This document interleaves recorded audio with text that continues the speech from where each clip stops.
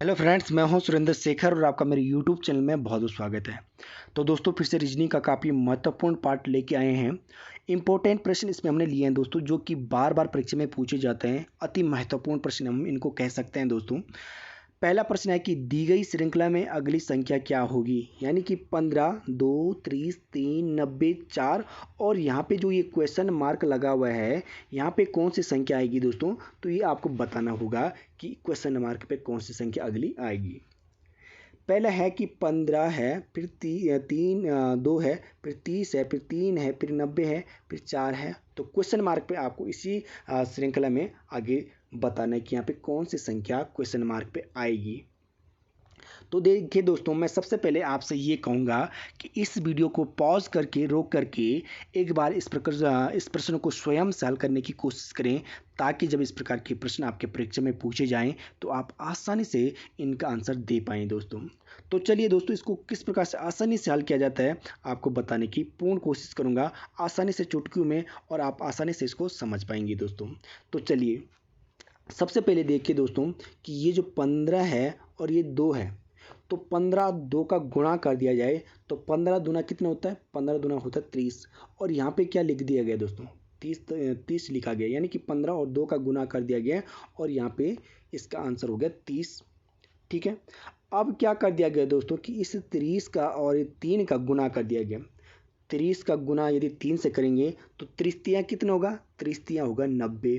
और यहाँ पे ये 90 इसका आंसर आ गया दोस्तों। ठीक हो गया।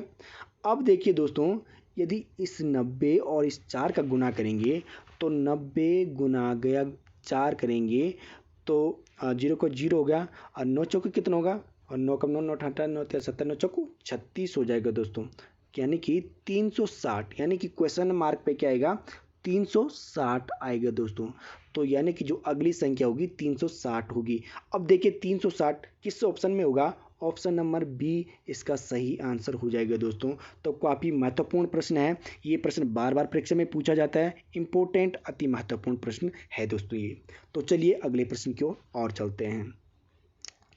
अगला जो हमारा ये प्रश्न है, ये तो काफ़ी इम्पोर्टेंट है एसएससी रेलवे के लिए, और ये प्रश्न किसी भी परीक्षा में पूछे जाने की काफ़ी अति महत्वपूर्ण संभावना इसकी बनी रहती है दोस्तों। प्रश्न है कि दिए गए विकल्पों में लुप्त संख्या ज्ञात कीजिए, यानी कि जो ये प्रश्नवाचक चिन्ह है, यहाँ पे कोई लुप्त संख्या है, इसको आपको बताना है कि यहाँ प्रश्नवाचक चिन्ह पे कौन सी संख्या लुप्त है, इसको आपको बताना होगा। ठीक है। तो देखिए दोस्तों, जब इस प्रकार के प्रश्न आते हैं तो आपने देखना है, या तो इसको घटते क्रम की ओर इसको हल किया जाता है, या तो बढ़ते क्रम की ओर इसको हल किया जाता है। तो बढ़ता क्रम कहाँ है, 6, 5, 3 और 70, यानी कि नीचे की ओर बढ़ रहा है। फिर देखिए 4, 7, 2, 69, यानी कि नीचे की ओर ये बढ़ रहा है दोस्तों। तो प्रश्नवाचक चिन्ह यहाँ नीचे की ओर ही इसको हल करने की आप कोशिश करेंगे। तो फिर से यही कहूँगा एक बार कि इस प्रश्न को यहीं पे रोक के स्वयं से एक बार हल करने की कोशिश करें दोस्तों, ताकि जब इस प्रकार के प्रश्न परीक्षा में पूछे जाएं तो आप चुटकियों में इसका आंसर दे पाएँ। तो चलिए दोस्तों, इसको आसानी से हल करने की कोशिश करते हैं। सबसे पहले देखना है कि यदि हम इस 6 को और इस 5 को जोड़ेंगे तो 6, 5 कितना होगा, 11 होगा। और इस 11 में यदि 3 को जोड़ें तो 11, 3 कितना होगा, 14। जबकि यहाँ पे लिखा है 70, तो यानी कि इस प्रकार से जोड़ने में तो ये हल नहीं होगा। यदि हम इसको भी देखें कि 7 और 4 कितना होगा, 7, 4, 11, 11 को 2 कितना होगा, 13। जबकि यहाँ पे 69 है, यानी कि इस प्रकार से प्रश्न हल होने वाला नहीं है। तो किस प्रकार से इसको हल कर दिया गया दोस्तों, इसको हल किस प्रकार से कर दिया गया, इसको हमने देखना है। तो देखिए दोस्तों, इसको आसानी से हल करते हैं। सबसे पहले देखिए कि 6 है, तो 6 का वर्ग करें। ठीक है, 6 का क्या करते हैं हम, वर्ग करते हैं। तो 6 को यदि वर्ग करें तो 6 चक्का कितना होगा, 6 चक्का होगा 36। 6 का यदि वर्ग करेंगे तो 6 का वर्ग कितना होता है, 36 होगा। 5 का भी यदि वर्ग करें तो 5 पंजे कितना होता है, 5 पंजे होता है 25, यानी कि 25। 5 का वर्ग कितना होता है, 5 का वर्ग कितना होता है, 25 होता है। यदि हम 3 का भी वर्ग करें तो 3 का वर्ग कितना होता है, 3 तिया 9, यानी कि 3 का वर्ग कितना होता है, 9 होता है।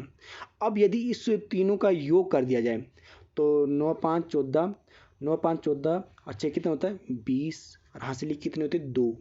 अब 2, 2, 4 8 4 3 कितना होता है 7। तो यानी कि इन तीनों को जोड़ दिया जाए या 6 5 और 3 का यदि तीनों का वर्गों को जोड़ दिया जाए तो कितना आ रहा 70 आ रहा है। और यहाँ पे क्या लिखा है दोस्तों 70, बिल्कुल इसका आंसर सही आ रहा है। ठीक है ना। अब देखिए क्या अगली ये वाली श्रृंखला भी इसी प्रकार मिलती है कि नहीं मिलती है। अगर मिलती है तो आंसर हमारा आसानी से निकलेगा। यदि 4 का वर्ग कर दिया जाए तो 4 चौको कितना होगा, 4 का वर्ग होता है दोस्तों 16, 4 चौको 16। 7 का वर्ग कर दिया जाए तो 7 का वर्ग कितना होता है 49, 7 सत्ता 49 होता है दोस्तों। ठीक हो गया। यदि हम 2 का वर्ग करें तो 2 का वर्ग कितना होता है, 2 का वर्ग होता है 4। ठीक है, 2 का वर्ग कितना होता है 4। अब इसको भी जोड़ दिया जाए। ठीक है, 9 और 4 13, 13 6 कितना होगा 19। ठीक हो गया। 9 6 4 10 9 19, 19 को 9 हासिली 1, 1 1 2, 2 और 4 कितना होता है, 2 और 4 होता है 6।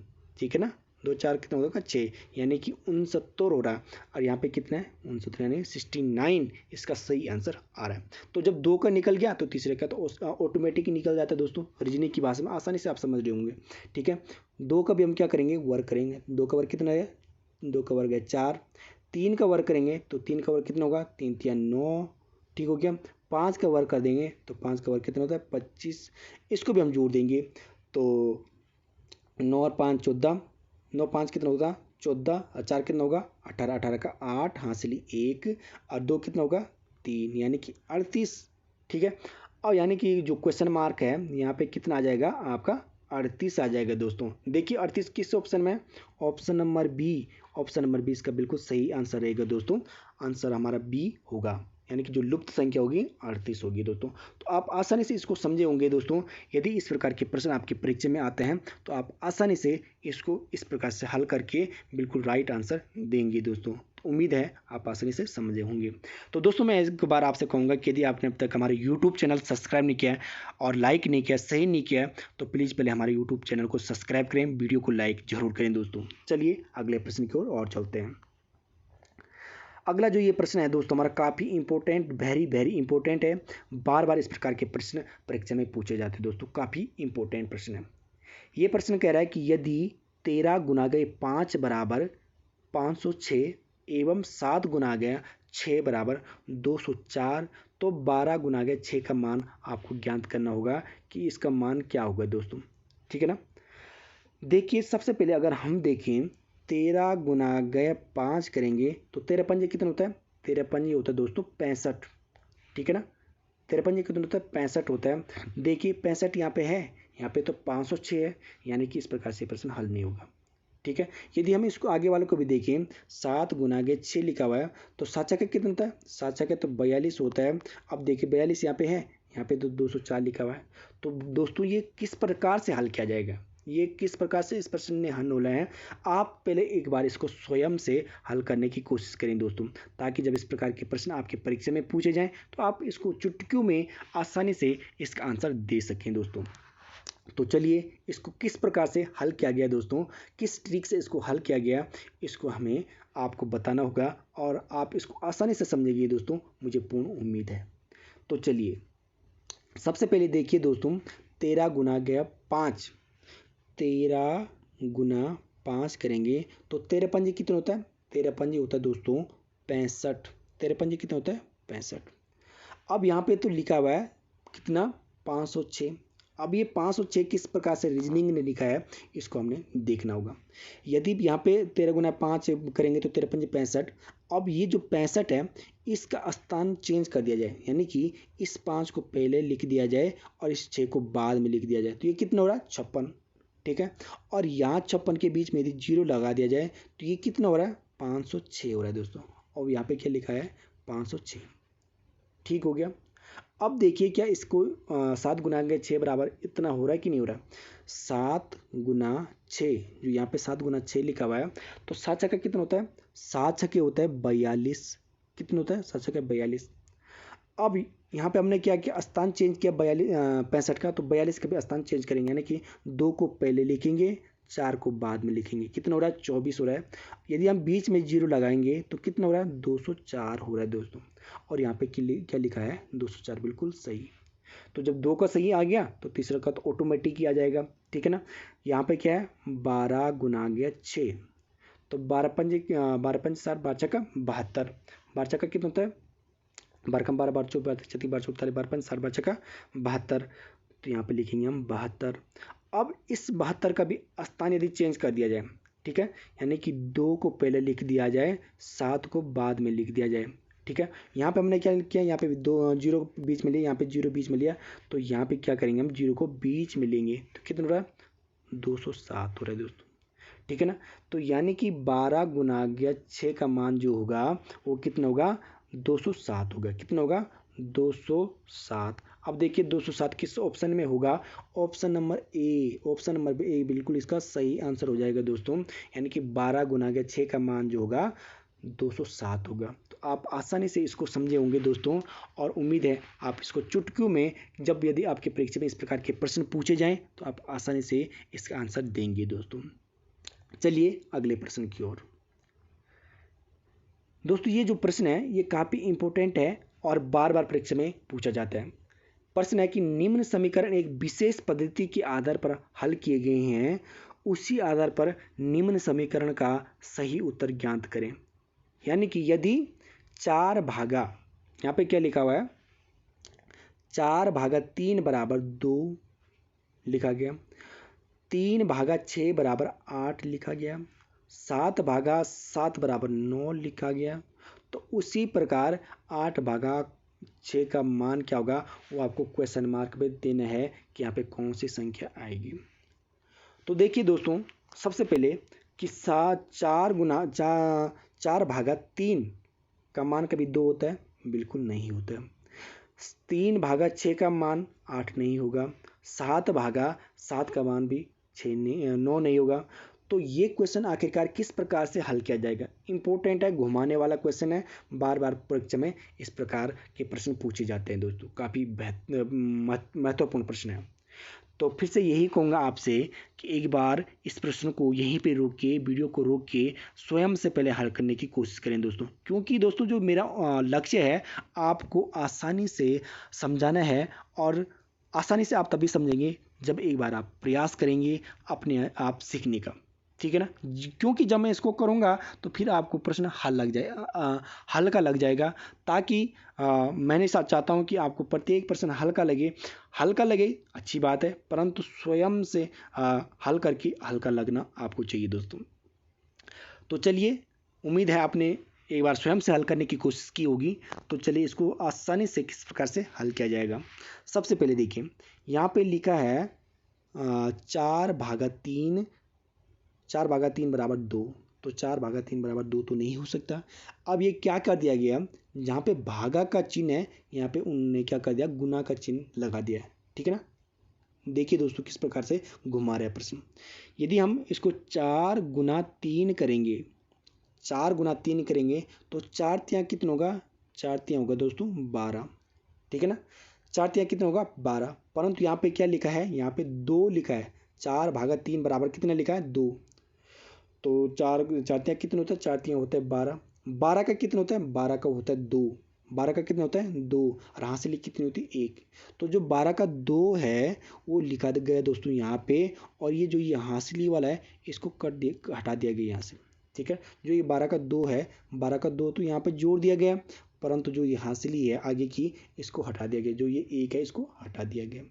अब देखिए क्या इसको 3 भागा 6 बराबर 8 इसी प्रकार आएगा कि नहीं।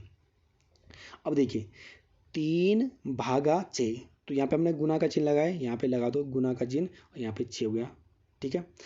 क्योंकि 3 भागा 6 यहाँ पे क्या लिखा है 3 भागा 6, तो यहाँ पे गुना के बीच में हमने क्या क्या कर दिया, गुना के चिन्ह लगा दिया है। तो 6 कम 6 बाद 6 कितना होगा 18, 6 कितना होगा 18 होगा। 18 का कितना होता है, 18 का होता है 8, हासिली कितनी होती है 1। तो जो ये 8 है, 8 को दोस्तों यहाँ पे लिख दिया गया, और जो ये हासिली वाला 1 है इसको यहाँ से हटा दिया गया, ठीक है। यहाँ पे केवल जो 8 है पीछे का, इस 8 को यहाँ पे लगा दिया गया दोस्तों, आप आसानी से समझ रहे होंगे।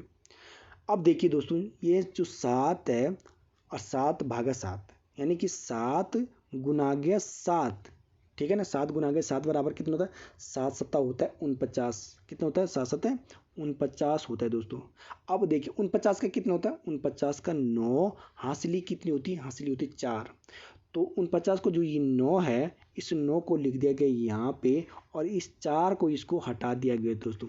यानी कि जो पहली जो संख्या है तो इसको हटा रहे हैं, केवल बाद वाली संख्या लिख रहे हैं, ठीक है ना। तो यहाँ पे ये 9 है, इसको यहाँ पे लिख दिया गया, 4 को हटा दिया गया। साथ साथ 49 होता है, 49 का 9 यहाँ पे और हासिल 4 जो थी इसको हटा दिया गया दोस्तों। तो देखिए जब 2 3 का निकल गया तो ये आसानी से अब हम इसको निकाल पाएंगे कि इसका सही समीकरण क्या बनेगा। 8 गुना गया 6, तो 8 छक्का कितना होगा, 8 छक्के होगा 48, 8 छक्का 48, ठीक है ना। 8 छक्के कितना होगा, 48 होगा।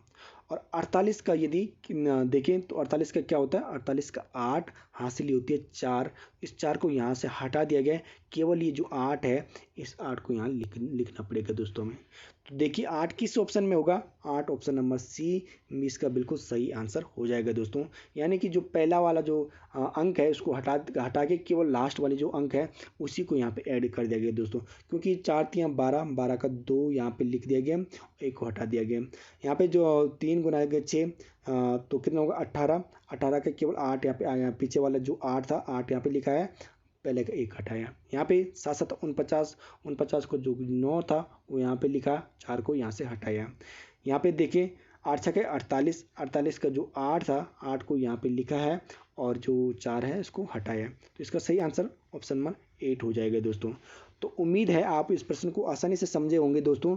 यदि इस प्रकार के प्रश्न आपकी परीक्षा में पूछे जाएं तो आप इसको आसानी से हल करेंगे दोस्तों। तो दोस्तों यदि आपने अब तक हमारे यूट्यूब चैनल को सब्सक्राइब नहीं किया तो प्लीज़ हमारे यूट्यूब चैनल सब्सक्राइब करें, वीडियो को लाइक करें और अधिक से अधिक दोस्तों इसको शेयर करें दोस्तों। उम्मीद है कि ज़रूर आप इस वीडियो को अधिक से अधिक शेयर करेंगे दोस्तों। तो मैं हूँ सुरेंद्र शेखर, सादर प्रणाम करते हुए आज इस वीडियो को यहीं पर रोकता हूँ दोस्तों। जय हिंद, जय भारत।